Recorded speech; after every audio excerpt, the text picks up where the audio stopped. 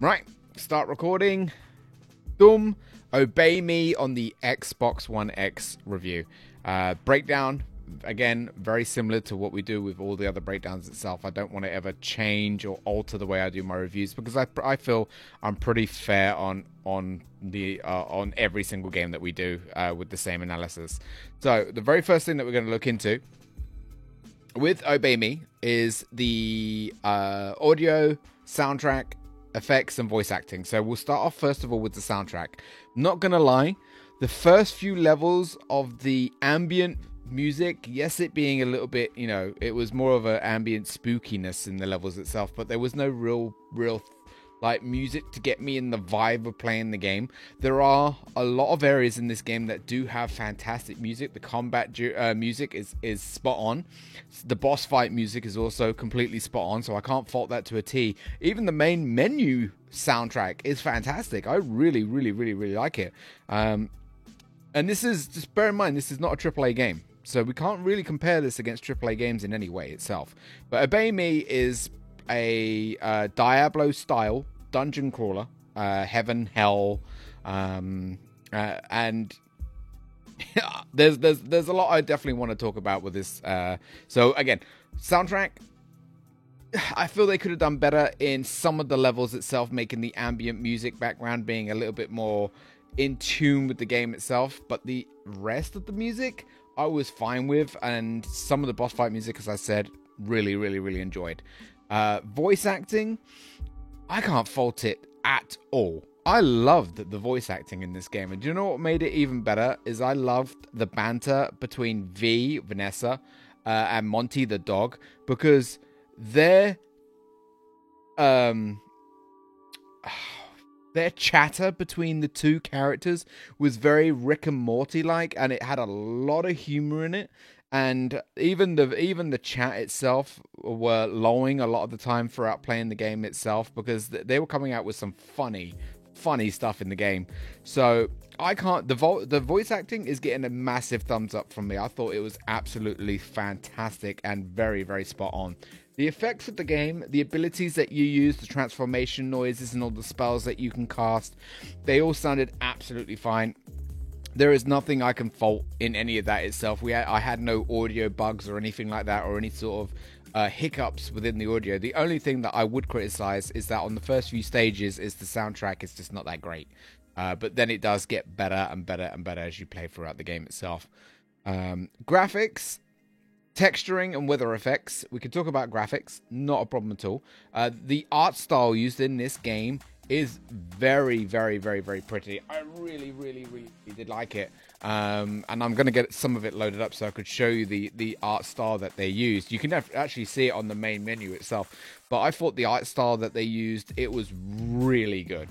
Really good. I like it because it was something different. And it worked for me. Texturing, a lot of the maps do use the same texturing around certain parts of the game itself, but overall I didn't see any faults within the texturing. So I didn't see any glitches, I didn't see any missing textures or any black squares where they couldn't be bothered to fill in the detail or anything like that. And I like I said, I can't fault the graphics in any way. I can't. We did have when chaos was apparent within the fights itself, we did have some frame drops happening here and there, and it happened more than once as well. It wasn't just a one-off. It happened quite a bit. But I'll quickly show you the art style that they've utilized in the game, and again you'll see what I mean if I quickly just pause Pretzel and then scene switch. This is beautiful art. I really like this artwork, and in the extras as well, you can go into the gallery and have a good look, deep dive into the textures and the detailing that they've done on the characters itself. And I really like this. I like any game that puts the effort to do something like this, because for artists who want to draw stuff around this, they will fall in love with that straight off the get-go. Let's go straight back to here, and boom. I can hear the music going off in my headset. It's loud. The character model designs, can't fault it. I can't fault it in any way. I can't. I liked the look of my main character. I liked the look of Monty. The boss designs as well. Some of them were really coolly designed. They were really, really, really cool. But we could have had some more bosses, I felt. Especially when, you know, you're talking about angels, demons, hell, and heaven. It would have been nice to have more bosses to fight within the game itself, and I mean, I'm not going to fault it too heavily on that, but it just needed that. The enemy designs were fantastic. Some of the enemies looked absolutely superb. There are some enemies that look better than the bosses themselves. It's a bit weird, but the enemies themselves are really, really well designed, and I can't fault any of that at all. Glitches and bugs, I had none. I had no glitches and bugs. Like I said, other than frame drop here and there, I didn't encounter any glitches or bugs or anything that would have caused me to close the game down, reload the game, or load to a checkpoint to try and fix something that the game couldn't play out correctly. So again, I can't fault it. For an indie game, I can't fault it. Gameplay and mechanics, as I said earlier on, the gameplay is very Diablo-like. If you've played, like, for example, Diablo 3 or the Reaper of Souls as well, it's a dungeon crawler with the camera up at an angle, not directly over you or completely flat. It's more of like a corner angled camera that's peering down you, and you're running around within the game pretty much exactly like it is in Diablo, and that's why I kind of call it it's a dungeon crawler itself. With the mechanics, it's the combat is extremely similar to something that you would expect in a Diablo game as well, and I do love the fact that you and the dog can merge together to pretty much coter in a design of armor depending on what stage the dog's in, because the dog has different transformations. My favorite one was the poison hazardous one, because it was just I found it the most OP within the game itself.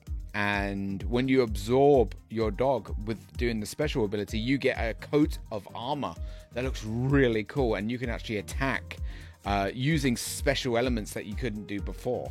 But I do love the banter between Monty and V. I really did. I thought it was so well done. But the gameplay is fun. At the beginning, it's quite slow. I'm not going to knock it. For about two and a half hours, it was incredibly slow. And I felt they could have done a little bit more to it, you know, to get the player in like an upbeat momentum in the game. I don't know what I'm trying. It was just too slow. It got faster and faster as the game went on, but at the beginning, it was a bit. Sometimes I was like, "Ugh, come on, drag through it. Tell me what's happening. Tell me story. And that's something that we'll talk about in a minute." Replayability, you can basically load up any chapter that you've already done and replay it with what you've got, which is kind of like a New Game Plus style itself. There are character unlockables in terms of different skins for your character and different skins for your dogs, and they require you to do certain things throughout the game, like collect certain amount of these or do this or do that, and then you get the different skin. And I like that, because, you know, no stupid microtransactions or loot boxes or paid DLC. You know, if you want it, you got to unlock it by playing the game and earning it within the game. That's how it should always be. Always. Any game customization and stats building. There's no real stats building. There's no RPG elements to this game itself. You can collect health crystals that when you collect 3 of them, it merges into a full crystal and you get an extra health bar. It's very similar to like a Zelda style, you know, where you collect heart pieces, fill up the heart container, and you get an extra life.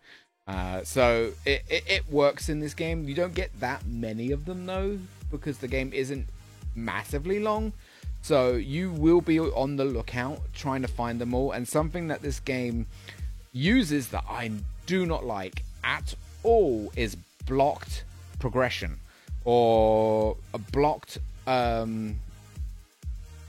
retreat. If you want to go back to certain parts of the dungeon and have a look around, they put a wall up so you can't go back all the way. I freaking hate when a game does that. It annoys the hell out of me, especially when you are so curious at which path A goes and path B goes, and it's too late. A wall has come down and you can't go back anymore. I don't like blocked progression in any way. I don't, especially in a dungeon crawler. You should let me go back if I want to go back. There isn't any. No, that's stats building. Game customization. There isn't any other than, well, when you complete the challenges, your character can look different if you select a different skin. If you want to class that as a game customization, but it doesn't really do anything. It's just an image thing. That you can't add stuff to your character in any way to make your character even better. Other than the weapons that you find throughout the game itself, there isn't any, unique customization that you can do, like a game like Dark Souls, where you can completely design your character the way that you want to, dress them up the way you want to, have the weapons that you want to. The game gives you what the game gives you what you need, and then you play throughout the actual game itself. Story, if applicable. This is what's heavily going to be impacting the scoring, in my opinion. I don't think the story was good enough at explaining what was going on. Especially throughout the first 3-ish hours of the game, you're running around and you're like, what am I doing? Why am I doing this? What do I need to do? Why are we trying to do this? Why are we trying to do that? And the game, even once you've completed it, there's still way too many questions. You understand that obviously there's a fight for the souls of humanity from heaven and hell, and they're trying to claim the souls of the humans that are on the world itself. But I just feel that the game could have done such a better job in explaining what's going on. Plus, the banter between Monty and V, they could have done a lot of backstory banter where they were talking to each other about what happened previously up to this point, or what's about to happen, or what could happen. The banter is funny as it is, but it's not informative. It doesn't give you the information that you need to understand what's going on in the story. And that's a big shame, because I love story games. I really do. I love story games, and if you're going to tell me, oh, here's a game about demons and angels and fighting for the souls of humanity, you're gonna pique my interest for sure. But it doesn't do the game doesn't do it justice at all for the story. If you want my honest opinion, Diablo does 1,000,000 times better, because it's so heavy story driven, and Diablo 3 talks about heaven and hell and the souls of humanity. So I mean, it's completely up to you. You've got an indie game trying to do it, and then you've got a AAA company, so it's completely up to you what you look for. But the story is all right. It's not amazing. It's not fantastic. It's all right. It does an okay job, but it just needs to be way more filler. And they give you cutscenes throughout the game, or not really cutscenes, more of a verbal dialogue between characters itself. You could have used more time to implement cutscenes maybe into the game to give you some more backstory and to give you more detail on what's happening and what's going on. That would have been really, really, really nice, and kept me sucked into the game. Kept me glued to the controller and keep pushing me to do it. If this wasn't a review, I may have gotten bored and I may have stopped playing itself, but when I commit myself to doing a review from start to finish, I will finish the game. I will do it. Even if the game sucks, I will keep going. Online co-op modes, features, stability. There is no online co-op. There is local co-op, and I'm getting sick and tired of games putting local co-op. That would also work if they just did online co-op as well. You could have had a player run around as the dog the whole time. I would have been alright with that, because the dog has some incredible abilities. Couch co-op is fine and all, but give me some more. All games should have at least online co-op if you've got couch co-op too. It would have been nice, in my honest opinion, but then obviously it would have cost them more money because of servers and stuff like that, or peer-to-peer connection problems and stuff. I don't know. But in terms of modes, there's no online modes, there's no features, there's no stability for online. It's just, like I said, it's just couch co-op. Purchase price versus digital price. There is no physical copy of the game itself. You can pick this game up for around £15.74. That's how much I paid for it. So £15.74, or Kasumi checked for $19.99 US. So a $20 game or a just over £15 game overall. And important is their value for content within the game itself. And to be fair, for 15 quid, 16 quid, yeah, I would say the value for content is definitely there. I would. I mean, it could have done better. And that's something that we're going to talk about with what I've written down in the breakdown as well. Surprisingly, though, you know, when I do my reviews, I tend to have pages and pages of data, pages and pages. But this game, that's it. Because, like I said, the game is not really, really lengthy. You know, you can get it done in one sitting, really, and that's what I've done today. I've done it in one sitting. It will. Three main difficulties. You got easy, normal, and hard, and each difficulty controls your ranks. Something that will help you, especially if you're going to watch my review before you jump and play the game itself. The more you get the high ranks in combat, like SS rank, the more upgrade orbs that you get. So if you do good in combat all the time, you're going to level up pretty fast. Your weapons are going to level up. Your skills are going to level up itself. And I guess that there could be a bit of customizing because, you know, you can choose which weapon that you want. You can level up that weapon, giving you more abilities within that weapon itself, which then do more damage and they do more fancier moves. I guess you can call that customizing, really. But the game did lack in. There was only 4 weapons in the game, or 4 weapon sets in the game. I feel that there could have been a lot more, which then would have given the dog way more transformations as well, which would look pretty badass as well. So I would have liked more weapons. I would have liked more transformations. I would have liked more backstory banter within the characters itself, and way more story lore, which would have been nice. Blocked progression going backwards should never ever be a thing. If a player wants to go back and check another pathway, give the player the ability to do that. And in one thing that really confused me is it's a dungeon crawler without a map system. And I found I got lost a few times.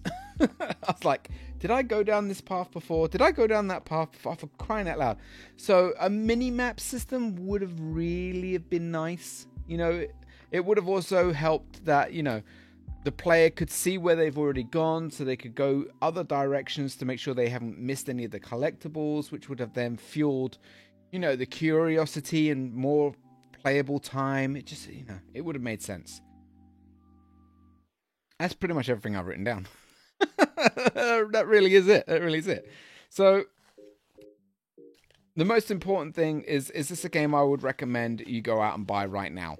Well, the game's not a full-priced, you know, AAA title game at $40, $50, or 40 quid, 50 quid. It's only around £15 or $20, you know, and that is a fair pricing. If you are into your Diablo-type games and you just want a cheap runner, then you've definitely got your game here, 100%.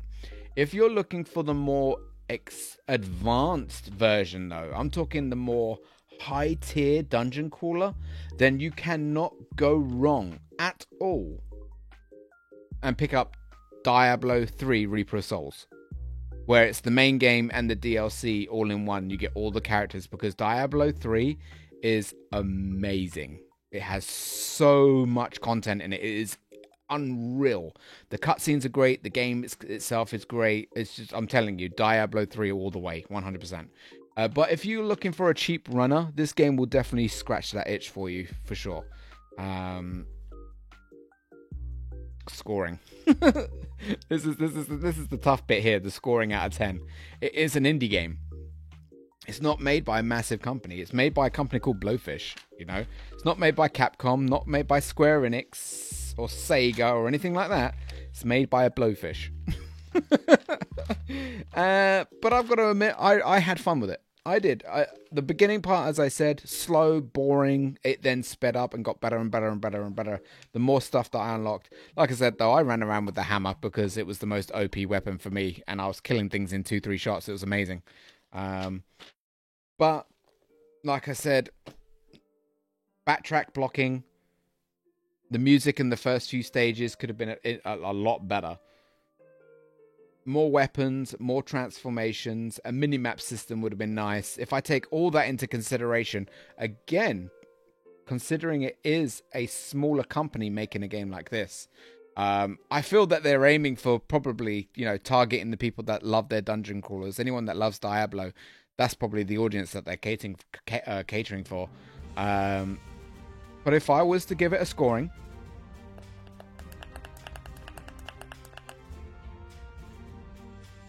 I'd be more than happy to give it an above average score itself. I feel that they tried, but they could have done so much better, especially with explaining the story. That's the key thing in a game like this, is the story. And it fell very, very flat on its face because it just was not informative enough. Yes, you can collect lore items within the game that can give you some more backstory and more this and more that, but I'd rather it be in the game and shown to me through a cutscene or through dialogue. I don't want to read all the time. I don't always want to read. But that's just my personal preference. So if I was going to score it, I would say that Obey Me, in my opinion, above average, nothing spectacular or high tier in any way. So I would be happy saying a 6.5 out of 10. Bearing in mind it is an indie game as well. That's what's heavily keeping the score up. So yeah, I'm happy closing off this review. Obey Me scores, in my honest opinion, a 6.5 out of 10. Done.